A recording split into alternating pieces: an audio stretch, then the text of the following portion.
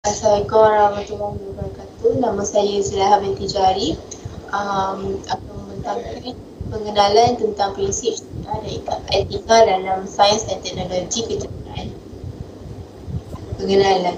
Syariat Islam adalah hukum dan aturan Islam yang mengatur seluruh sendi kehidupan umat manusia, baik Muslim maupun bukan Muslim, selain berisi hukum atau aturan dan aturan.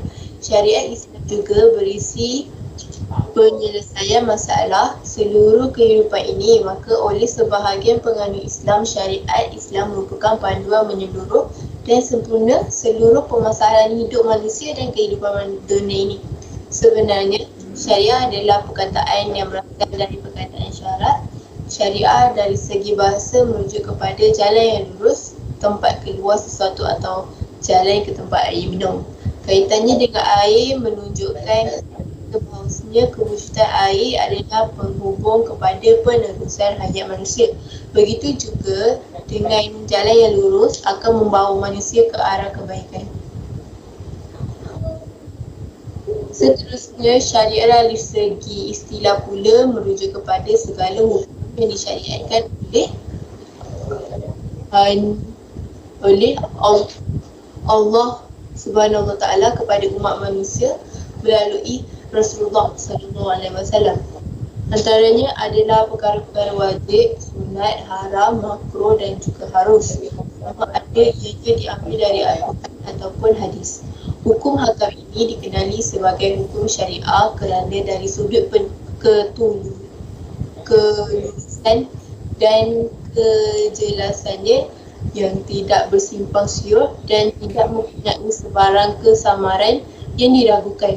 Bahkan dari segi sains dan teknologi juga harus mengikut hukum syariah yang telah ditetapkan supaya dapat memelihara kesejahteraan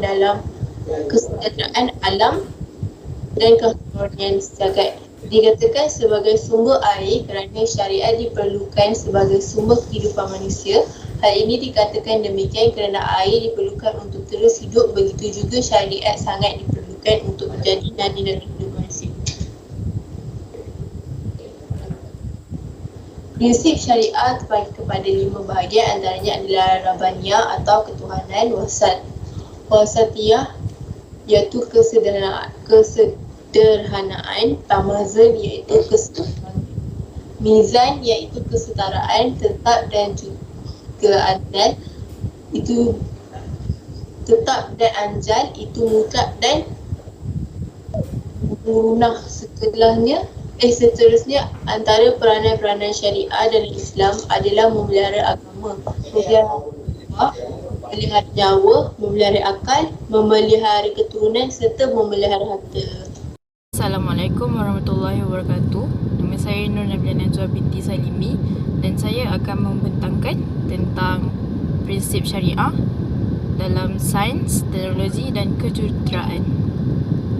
Terdapat 5 prinsip, iaitu yang pertama Rabbaniyah, ketuhanan, yang kedua Wasatiyah, kesederhanaan, yang ketiga Tawazun, keseimbangan, yang keempat Mizan, kesetaraan, dan yang terakhir Mutlak atau tabat dan murunah, tetap dan anjal. Untuk yang pertama Rabbaniyah, ketuhanan. Prinsip ini menjelaskan syariah Islam adalah dicipta dan disusun oleh Allah Subhanahu Wa Taala. Segala kandungannya yang meliputi aspek akidah, ibadat dan muamalat adalah secocok dengan keperluan manusia. Alam yang terbentang luas dengan segala khazanah di dalamnya boleh diterokai dengan mematuhi peraturan Allah Subhanahu Wa Taala. Seluruh ciptaan alam adalah milik Allah Subhanahu Wa Taala. Maka kita sebagai khalifah tertakluk kepada peraturan alam miliknya. Setiap kajian dan ciptaan hendaklah menjurus kepada pengabdian diri kepada Allah Subhanahu Wa Taala dan menginsafi keagungannya.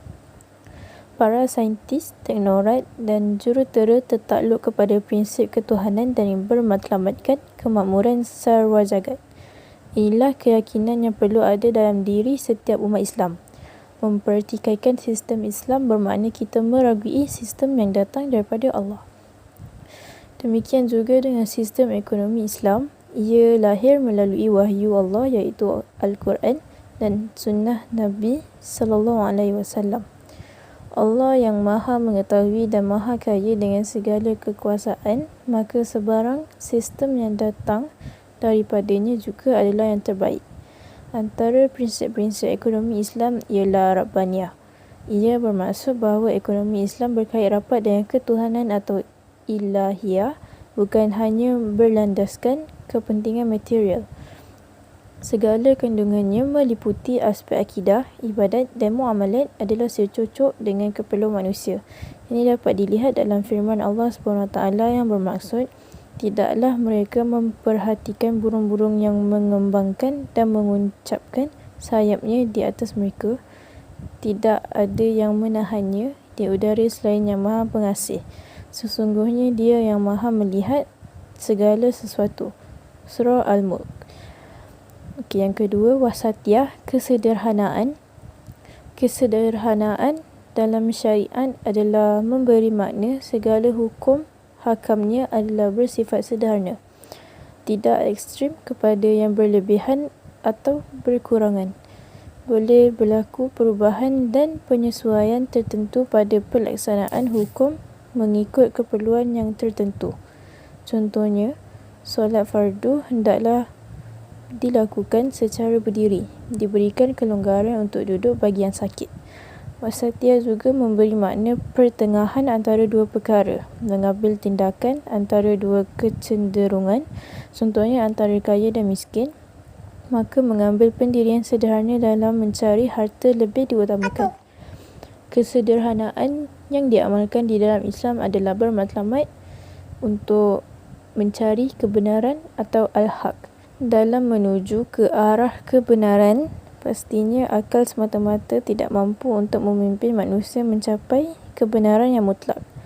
Ruh kesederhanaan dalam Islam ditiup oleh Al-Quran yang merupakan wahyu ilahi untuk mengimbangi di antara kehendak manusia dan agama. Sederhana bermaksud tidak keterlaluan dan berlebihan dari segala aspek, khususnya yang melibatkan perbelanjaan dan gaya hidup. Sebagai contoh, sederhana dalam berpakaian mestilah sesuai dengan keperluan kerja atau bersantai dengan matlamat untuk menutup dan menjaga aurat. Islam melarang umatnya berlebih-lebihan dalam agama, membantah ajaran-ajaran penyiksaan diri demi agama. Ini dibuktikan dengan kebenaran memakan makanan yang lazat-lazat dan memakai perhiasan asal tidak berlebih-lebihan dan tidak bersikap sombong. Yang ketiga, tawazun, iaitu keseimbangan. Tawazun bermaksud ajaran Islam memberi perhatian yang seimbang kepada semua aspek kehidupan manusia, iaitu individu dan masyarakat, rohani dan jasmani, kebendaan dan kerohanian serta dunia dan akhirat. Islam tidak membenarkan umatnya mementingkan diri sehingga mengabaikan kepentingan masyarakat dan begitu juga sebaliknya. Islam juga tidak menggalakkan umatnya mementingkan aspek kerohanian semata-mata sehingga mengabaikan aspek jasmani atau kebendaan dan begitu juga sebaliknya. Contohnya, seseorang tidak dibenarkan beribadat semacam masa sehingga mengabaikan kesihatan tubuh badan atau keperluan untuk mencari rezeki yang halal. Begitu juga sebaliknya, umat Islam tidak dibenarkan mencari rezeki sehingga mengabaikan kepentingan beribadat kepada Allah SWT. Keseimbangan dalam syariat bermaksud keperluan manusia di dunia dan di akhirat seimbang dari segala aspek kehidupan. Contohnya, manusia diminta untuk mencari rezeki bagi menyara diri dan keluarga. Dalam waktu yang sama, rezeki tersebut hendaklah dicari secara yang halal, baik dan dilaksanakan secara paling terbaik. Impaknya di akhir bulan, gaji diperolehi, pahala diganjari dan pengurusan kerja dihargai. Keseimbangan yang dimasukkan dalam sains, teknologi dan kejuruteraan menurut Islam ialah setiap kemajuan saintis, teknorat dan jurutera perlulah seimbang dalam usaha menyediakan keperluan manusia dan masyarakat. Yang keempat, mizan, kesetaraan merupakan kaedah manusia diukur dari perbuatan baik dan mungkarnya. Dalam sebuah sistem kejuruteraan, prinsip mizan membawa maksud bahawa tiap-tiap sesuatu itu berada di dalam kedudukan yang betul di dalam sistem keseimbangan yang diperlukan untuk mengekalkan di dalam kedudukan tersebut. Kesetaraan dalam syariat terlihat dalam hukum hakam yang memberikan nilai yang selayaknya bagi sesuatu perkara. Kesetaraan dalam syariat menuntut agar segala tindakan yang dilaksanakan hendaklah meraihkan keperluan dunia dan akhirat. Kesetaraan dalam syariat menuntut agar setiap perkara yang dilaksanakan perlu ditimbang agar hukum hakam tidak menjadi korban atas nama penyelidikan dan pembangunan. Setiap perkara yang dilakukan hendaklah mengambil kira item-item yang digunakan itu benar menurut sukatan atau had yang ditentukan oleh syariat. Dari segi sumbangan cerdik pandai Islam kepada perkembangan teknologi dan kejuruteraan, sejarah telah membuktikan sumbangan yang besar telah mereka curahkan dan kesannya masih lagi dirasai hingga ke hari ini. Contoh, mesin mengangkut air yang pertama digunakan di Mesir dan Syria dan dipanggil Shaduf. Alat ini mudah dan murah dan masih digunakan hingga ke hari ini di Mesir. Untuk prinsip yang terakhir iaitu mutlak atau tabat dan murunah, tetap dan anjal. Al-tabat bermaksud tetap, mantap, tegak dan tidak berganjak. Manakala al-murunah pula bermaksud lembut, boleh dilentur, menerima perubahan dan boleh disesuaikan. Tetap dan anjal menurut syariat terlihat dalam aspek hukum hakamnya tetap untuk semua zaman dan umat. Islam ialah agama yang tegas tetapi lembut pada waktu yang sama. Tegas dan tegak di dalam prinsip asal dan hukum hakam qat'i, tetapi lembut di dalam hukum hakam far'i atau cabang. Misalnya, sikap tegas tentang urusan-urusan akidah atau ibadat, kepercayaan kepada Allah SWT yang Maha Esa, Maha Berkuasa dan Maha Bijaksana. Namun dalam ketegasan tersebut wujud juga unsur-unsur murunah. Contohnya, orang bisu boleh mengucap syahadah dengan menggunakan isyarat sahaja. Boleh duduk ketika bersolat jika uzur. Sembahyang boleh dikasarkan atau dijamakkan jika dalam musafir. Boleh meninggalkan atau menangguhkan puasa jika dalam musafir atau sakit dan lain-lain. Selain itu, tiada berlaku sebarang perubahan hukum seperti pengharaman arak. Namun begitu, pengharamannya boleh dikecualikan atau digugurkan seandainya ada keperluan yang syar'i untuk menggunakannya. Contohnya, arak terpaksa digunakan untuk tujuan perubatan. Kelonggaran ini boleh berlaku seandainya tiada pilihan lain bagi mengubati penyakit yang berbahaya. Al-tabat dan al-murunah menggambarkan kesesuaian Islam dengan tabiat manusia sejak Nabi Adam sehingga Nabi Muhammad SAW. Tujuan manusia dicipta atau keperluan tidak berubah. Kemutlakan dalam hukum diperlukan bagi memelihara kesucian prinsip syariat dan keanjalan wajar dilakukan bagi meraihkan sifat kehidupan manusia yang sentiasa berubah dan dinamik. Sekian itu sahaja daripada saya. Seterusnya saya akan serahkan kepada rakan saya yang lain untuk meneruskan pembentangan. Hai, Assalamualaikum. Nama saya Nurwardina Sofia binti Abdul Rahman. Nombor matrik saya 06 DSP 20F2015. Saya akan menerangkan tentang peranan syariah Islamiah dalam sains, teknologi dan kejuruteraan. Okey, kita teruskan dengan pengertian syariah.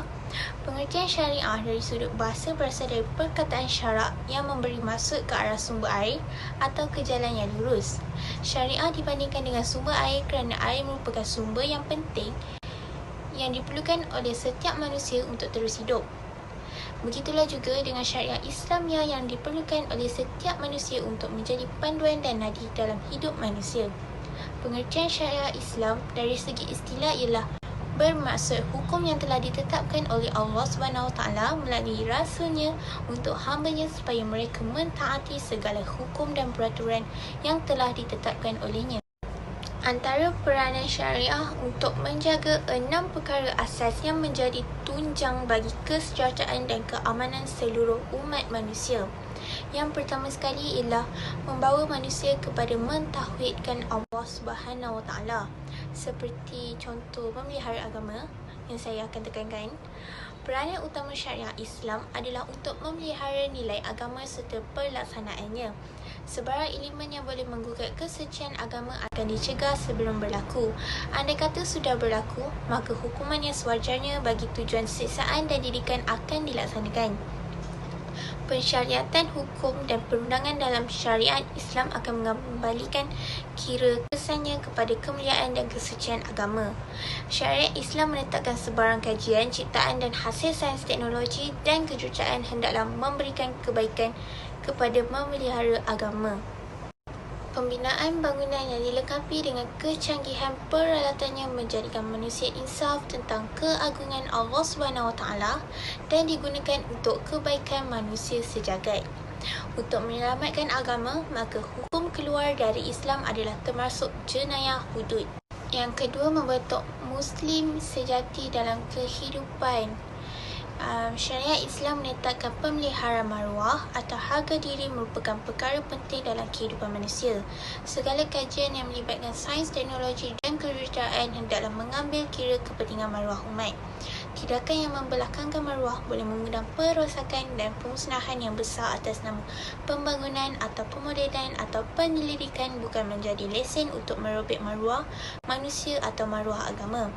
Kerosakan dan kefazatan yang melanda alam ini adalah antaranya punca dari kealpaan para saintis, darurat dan juruteraan.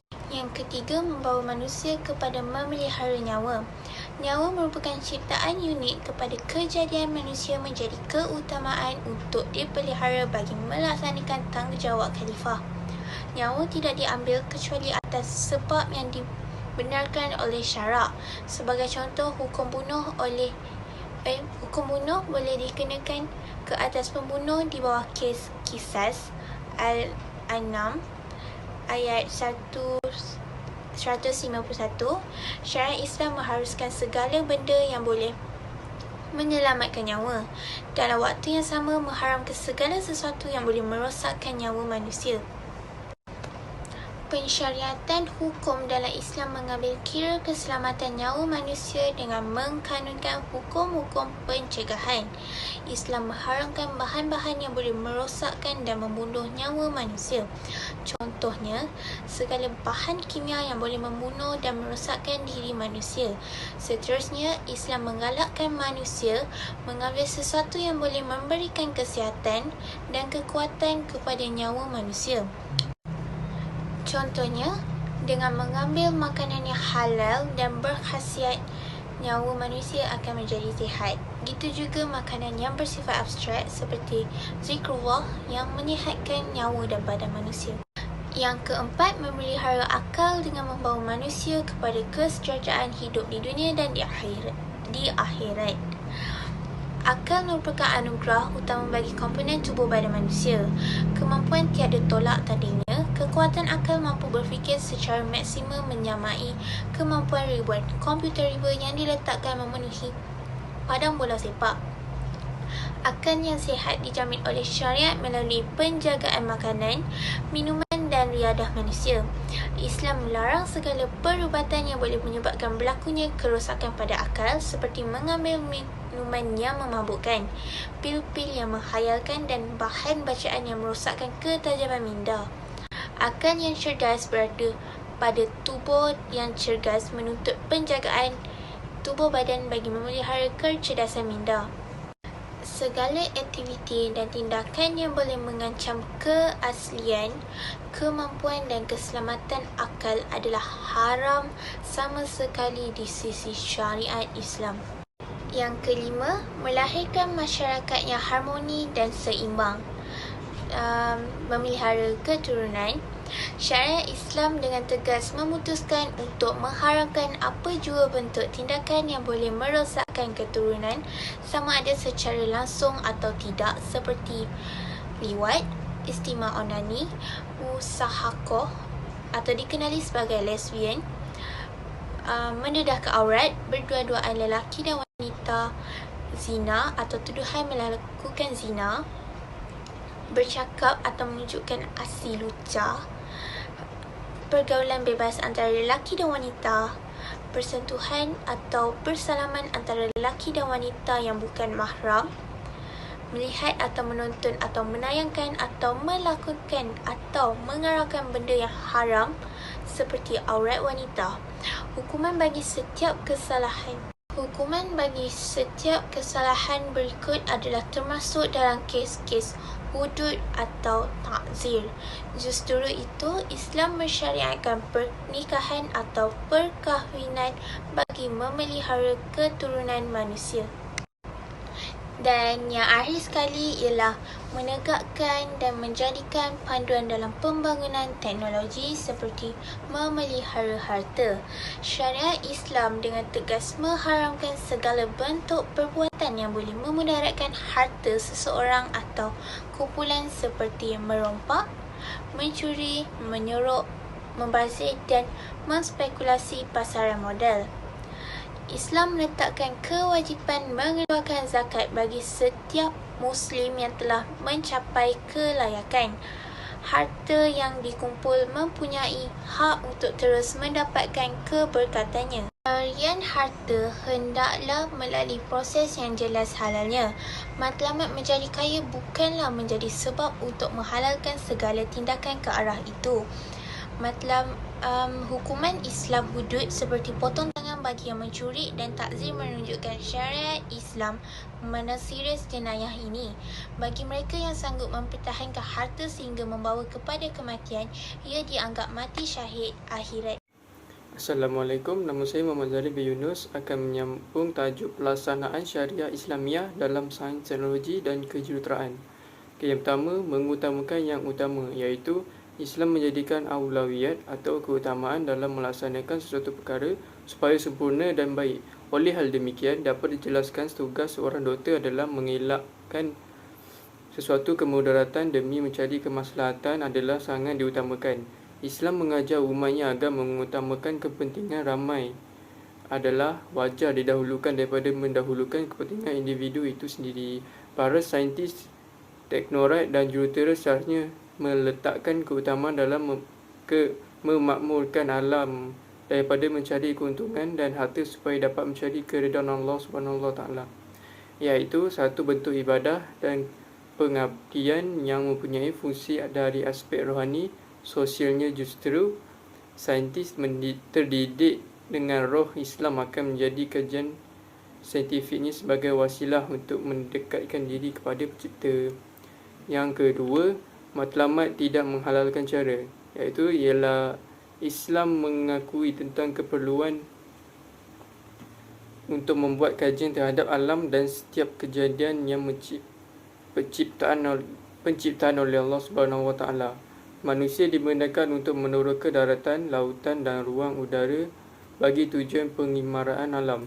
Segala ciptaan dan penemuan inovasi yang melibatkan teknologi dan kejuruteraan ialah bukti kehebatan akal manusia demi keperluan dan kemaslahatan hidup manusia. Namun begitu, syariat menegaskan bahawa setiap operasi untuk menghasilkan ciptaan dan rekaan hendaklah menghormati peraturan dan etika Islam. Dan yang ketiga, melaksanakan kajian menepati syariah, iaitu pelaksanaan syariat dalam sains teknologi dan kejuruteraan mengutamakan nilai keagamaan yang lebih fokus kepada etika dan adab dalam usaha membangunkan alam. Peraturan dan hukum yang melibatkan halal, haram, sunat, harus dan makruh serta syubhat hendaklah menjadi asas rujukan dalam pelaksanaan setiap proses kerja dan aktiviti dalam mencapai sesebuah kemajuan dan pembangunan negara. Sebarang ciptaan, penemuan, kajian dan penyelidikan sewajarnya mengambil kira tentang kepentingan prinsip dan etika syariat Islam. Sesuatu proses kerja ataupun aktiviti yang hendak dibangunkan perlu melihat kepentingan prinsip syariat Islam. Setiap hukum perlu diseimbangkan untuk menjalankan aktiviti atau kajian serta penyelidikan supaya tidak melanggar batas dan etika Islam. Dan yang keempat, mencegah lebih baik daripada mengubati. Bermaksud syariat Islam menetapkan prinsip mencegah adalah menjadi keutamaan dalam pelaksanaan sesuatu pekerjaan. Prinsip pencegahan yang diminta oleh syariat Islam adalah untuk menolak dan mengelak berlakunya kerosakan Islam. Islam mengharamkan perbuatan mendekati zina. Larangan tersebut yang boleh membawa zina inilah yang dianggap sebagai langkah-langkah pencegahan bagi mengelakkan daripada berlakunya perbuatan zina yang seterusnya menjadi punca lahirnya anak luar nikah. Pengurusan maklumat perniagaan, contohnya maklumat ialah segala-galanya, sehingga timbul teori kompetitif intelijen, menekankan kepentingan maklumat untuk tujuan persaingan meskipun secara tidak halal. Perkara ini perlulah dicegah dari awal agar persaingan yang tidak halal dalam perniagaan ini tidak wujud. Dan yang kelima, akidah diutamakan, syariat didahulukan. Akidah merupakan tunjang bagi terbentuknya insan terbaik di sisi Allah Subhanahu Wa Taala. Syariat ialah peraturan Allah Subhanahu Wa Taala untuk dijadikan panduan hidup bagi mengundang rahmat dan berkat. Integrasi pelaksanaan akidah dan syariat akan melahirkan keadaan yang harmoni bagi pembangunan modal insan dan pembangunan negara. Pelaksanaan aktiviti sains, teknologi dan kejuruteraan haruslah mendahulukan keperluan akidah sebagai teras pengurusan dan segala bentuk penyelidikan. Sekian, terima kasih. Prinsip etika Islam dalam sains, teknologi dan kejuruteraan. Pengertian etika: ilmu yang berkenaan dengan dasar-dasar akhlak atau moral, prinsip moral atau nilai-nilai akhlak atau tingkah laku yang menjadi pegangan seseorang individu atau sesuatu kumpulan, iaitu persatuan, pekerjaan dan lain-lain. Yang kedua adalah akhlak. Akhlak merupakan ilmu yang mengatur tata cara hubungan manusia sesama manusia, hubungan manusia dengan pencipta dan juga hubungan manusia dengan alam, dengan hubungan yang baik. Akhlak dalam Islam mempunyai hubungan langsung dengan akidah dan syariah. Rasulullah SAW diutuskan untuk membentuk akhlak terpuji di kalangan manusia. Hubungan antara akhlak dan etika. Etika dan akhlak adalah dua perkara yang sama kerana kedua-duanya membincangkan perkara yang sama, iaitu tata cara perilaku seseorang membina hubungan sesama insan dan juga makhluk lain. Walau bagaimanapun terdapat perbezaan antara kedua-duanya, iaitu pada sumber dan nilai yang menjadi dasar utama. Akhlak dasarnya berteraskan ajaran Al-Quran dan Sunnah, manakala etika berteraskan pemikiran yang diwarisi daripada Yunani serta pemikiran atau fahaman yang tertentu. Akhlak berhubung kait dengan balasan pahala dan dosa di sisi Allah Subhanahu Wa Taala. Surah An-Nisa ayat 59 yang bermaksud, hai orang-orang yang beriman, taatilah Allah dan taatilah Rasulnya dan ulil amri di antara kamu. Kemudian jika kamu berlainan pendapat tentang sesuatu, maka kembalikanlah ia kepada Allah, Al-Quran dan Rasul Sunnahnya.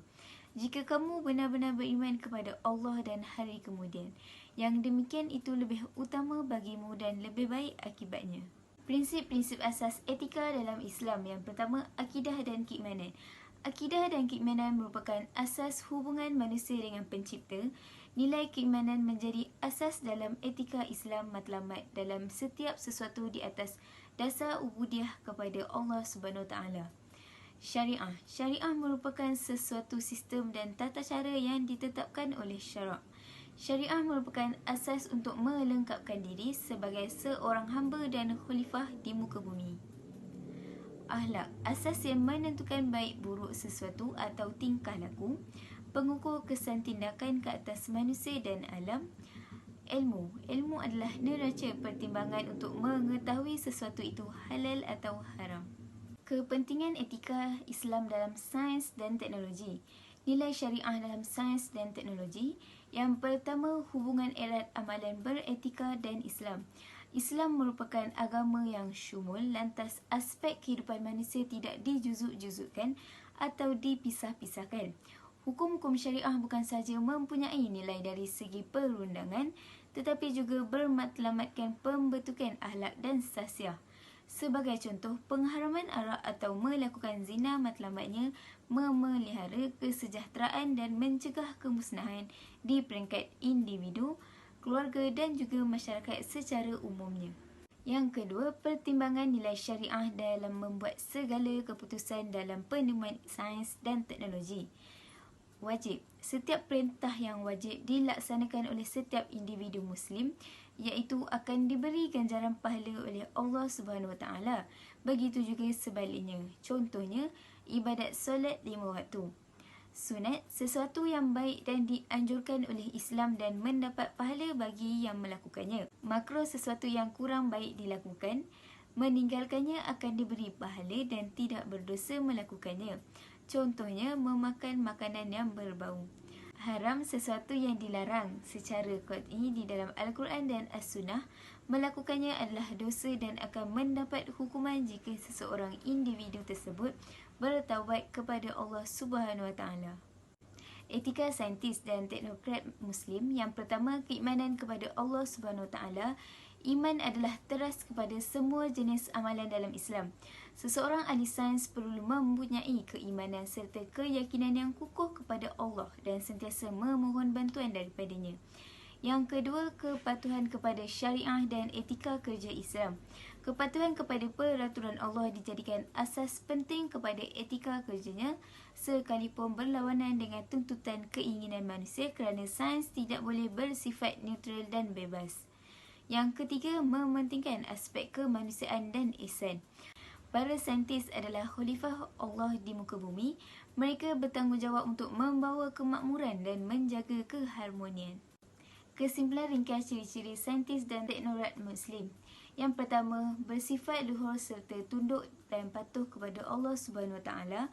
Yang kedua, yakin bahawa tiada sesuatu yang berlaku melainkan dengan izin Allah Subhanahu Wa Taala. Yang ketiga, niat yang ikhlas iaitu melakukan sesuatu semata pengabdian kepada Allah. Yang keempat, ihsan dalam melakukan sesuatu tindakan. Yang kelima, melakukan setiap pekerjaan dengan penuh tekun dan bersungguh. Yang keenam, tidak melakukan kerosakan dalam membangunkan teknologi. Yang ketujuh, bertanggungjawab dalam setiap tindakan dan aktiviti yang dilakukan. Assalamualaikum warahmatullahi wabarakatuh. Nama saya Putri Ramizatu Aida binti Zainal Abidin dengan nombor matrik 06DSB 20F2007 dan saya akan membentangkan dan menceritakan tentang prinsip etika dalam sains, teknologi dan kejuruteraan. Etika digunakan secara sinonim dengan perkataan moral, iaitu moral yang baik dikatakan sebagai kelakuan yang beretika. Etika juga membawa maksud contoh kelakuan atau garis panduan yang patut diikut dalam usaha mengharmonikan hubungan kemanusiaan, menimbulkan penyalahgunaan etika dan bekerja untuk kebajikan masyarakat. Islam memberi ruang dan tempat kepada kegiatan manusia, akal manusia dengan batas-batas yang tertentu menurut keupayaan akal itu sendiri. Panduan dan penjelasan wahyu diperlukan oleh manusia dalam mempersoalkan metafizik iaitu alam gaib di luar jangkauan akal dan panca indera manusia. Merupakan satu bidang falsafah yang membicarakan tentang tingkah laku manusia dan dia juga mempunyai pengertian dan definisi. Perkataan etika berasal daripada bahasa Yunani iaitu kon, iaitu kata ethos yang merujuk tempat tinggal biasa, kebiasaan, adat, akhlak, watak, sikap dan cara berfikir. Dari segi istilah, etika ialah ilmu yang dasar-dasar akhlak atau moral atau prinsip moral atau nilai-nilai akhlak yang tingkah laku yang menjadi pegangan seseorang individu atau sesuatu kumpulan. Kefahaman terhadap etika menjurus kepada pelakuan dan tindakan seseorang yang mendatangkan terus atau rantaian kepada manusia dan makhluk lain. Etika terbahagi kepada dua, iaitu yang pertama adalah etika deskriptif, kedua etika normatif. Etika deskriptif berperanan dalam memberi kesedaran bahawa terdapat pelbagai sistem moral yang relatif di dunia ini seperti moral orang Islam, Kristian, Buddha, Hindu dan Yahudi. Seterusnya, akhlak berasal daripada perkataan bahasa Arab iaitu khuluq yang membawa maksud tingkah laku dan menjadi amalan hidup seseorang individu. Dari sudut bahasa, Kamus Al-Munjid dan Modern Dictionary English Arabic memberi pengertian yang sama iaitu khuluq termasuk sebagai sifat semula jadi, tabiat, maruah dan agama atau ringkasannya gambaran batin seseorang individu. Etika dan tauhid. Segala perkara yang dilakukan oleh seseorang individu Muslim akan dihubung kaitkan dengan objektif kehidupan dunia dan objektif kehidupan di akhirat nanti. Apabila menyedari bahawa manusia sentiasa diawasi oleh Allah Subhanahu Wa Taala, seseorang individu itu akan dapat merasa betapa pentingnya melakukan sesuatu pada tahap yang terbaik dalam mencapai redha Allah Subhanahu Wa Taala. Iaitu yang seperti kita tengok Jabatan Perdana Menteri menyediakan panduan etika kerja dalam Islam pada tahun 1987 yang diedarkan kepada semua penjawat awam dan swasta untuk mewujudkan pentadbiran dan pengurusan yang lebih berkesan, efisien dan cekap dalam perkhidmatan. Etika kerja Islam yang dipersetujui adalah seperti yang berikut. Ada 3. Yang pertama, bekerja dengan azam untuk mengabdikan diri kepada Allah Subhanahu Wa Taala dengan menyedari bahawa manusia adalah hamba dan khalifah Allah Subhanahu Wa Taala. Manusia sewajarnya mengabdikan diri kepada Allah dengan mematuhi segala perintah dan larangannya. Yang kedua pula, bekerja dengan ikhlas dan amanah bermaksud seseorang itu hendaklah bekerja dengan penuh kerelaan untuk mendapat keredaan Allah Subhanahu Wa Taala. Janganlah kita merungut dengan kerja yang kita dapat. Yang ketiga, bekerja yang dilaksanakan dengan cara berkumpulan dan berpasukan akan menghasilkan perkhidmatan yang lebih cemerlang, gotong royong dan berpadu fikiran akan mewujudkan suasana pekerjaan yang lebih ceria, bersatu dan lebih gembira. Jangan sebagai contoh, kita tidak boleh mengharapkan seseorang sahaja untuk melakukan sesuatu kerja. Yang seterusnya pula, pelaksanaan prinsip etika Islam dalam sains, teknologi dan kejuruteraan ini. Kita sudah mempelajari tentang maksud tentang etika. Sekarang kita, oleh sebab itu adanya wujudnya pelaksanaan prinsip etika Islam dalam sains, teknologi dan kejuruteraan ini. Pertama sekali ialah pelaksanaannya ialah menghasilkan penemuan iaitu sains, teknologi dan kejuruteraan yang memberi manfaat kepada keselesaan manusia. Seterusnya, segala rekaan dan alat yang dihasilkan hendaklah mengelakkan berlakunya kerosakan akhlak manusia. Hasil rekaan yang dicetuskan bukan menjadi sebab umat Islam menjadi alpa daripada tugas sebagai hamba. Seterusnya, ciptaan yang dibangunkan mampu mengelakkan manusia daripada merosakkan alam. Seterusnya pula, keselesaan bukan tiket untuk para saintis, teknokrat dan jurutera melakukan penyelidikan sehingga menafikan maksudnya. Seterusnya, menggunakan sains, teknologi dan kejuruteraan yang memberikan nilai tambah kepada peningkatan kualiti. Sebagai contoh, segala ciptaan dan rekaan bukan semata-mata bertujuan komersial atau profit. Sebaiknya nilai-nilai kemanusiaan yang mengutamakan matlamat hidup kemampuan manusia, mencari jalan yang dipermudahkan dan mampu melonjak prestasi manusia sebagai hamba Allah Subhanahu Wa Taala. Meningkatkan kualiti melalui penggunaan nuklear bagi menggantikan tenaga bahan api, pengawetan makanan dan menghapuskan bakteria.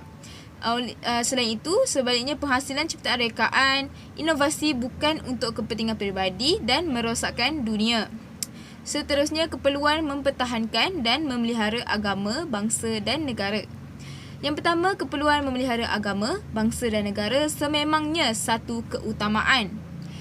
Namun, nafsu keperluan manusia tidak pernah cukup dan ini tidak dinafikan perlunya kajian, ciptaan dan rekaan untuk mempertahankan agama, bangsa dan negara. Justru itu, tidak semudah ABC tidak akan bersifat sains, teknologi boleh menghalalkan sebarang ciptaan, rekaan maupun teknologi. Misalnya di sini kita ada contohnya lah, pengklonan yang dilakukan bukan atas sebab yang munasabah. Dan juga persenjataan dan kelengkapan ketenteraan amat perlu suntikan inovasi dan teknologi, namun bukan dijadikan sebagai lesen untuk melakukan kerosakan. Sebagai contoh, senjata api yang dihasilkan atas tujuan perebutan kuasa, bukanlah untuk pendamaian. Sebagai contoh, kita tengok pada gambar rajah ini tentang pengklonan. Telur palsu dia tiada ruang udara. Kalau telur asli dia ada ruang udara, dan telur palsu juga hujungnya bulat penuh, tapi telur asli ada lekungan bekas ruang udara.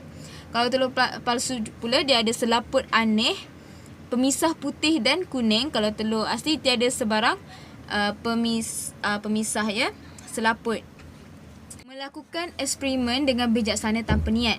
Eksperimen yang dilaksanakan hendaklah berasaskan kebijaksanaan yang mengutamakan keprihatinan kepada nilai manusia, flora dan fauna. Seterusnya, tiada istilah mengorbankan nilai keinsanan dan kedamaian alam demi untuk profit, kemasyhuran dan kepentingan diri. Selain itu, kajian yang dibuat hendaklah memikirkan implikasi yang bakal mengesani kehidupan ekosistem manusia, flora dan fauna. Sebagai contoh, pembedahan plastik untuk tujuan menafikan ciptaan Allah SWT dan mengubah identiti adalah dilarang. Sebagai contoh, membuat pembedahan hidung untuk kelihatan lebih mancung, lelaki yang menyerupai wanita dengan memakai pakaian wanita dan sebagainya, dan wanita menyerupai lelaki dengan memakai pakaian lelaki. Akhir sekali, etika dia dapat menghubungkan semua kegiatan dengan alam metafizika. Para saintis, teknokrat dan jurutera hendaklah menghubungkan segala kegiatan mereka dengan alam metafizika. Elemen ketuhanan dan mencari kebenaran merupakan asas etika pelaksanaan mereka. Seterusnya, setiap aktiviti penyelidikan dan penemuan hendaklah berasaskan galakkan untuk meneroka khazanah alam berdasarkan etika Islam serta memburu kebenaran wujudnya pencipta. Dorongan ketuhanan dan mencari hakikat serta kebenaran menjadi asas bagi kegiatan penyelidikan para saintis, teknokrat dan jurutera. Sekian daripada saya, Puteri Yamisatu Aida binti Zainal Abidin dengan nombor metrik 06 DSB 20F 2007.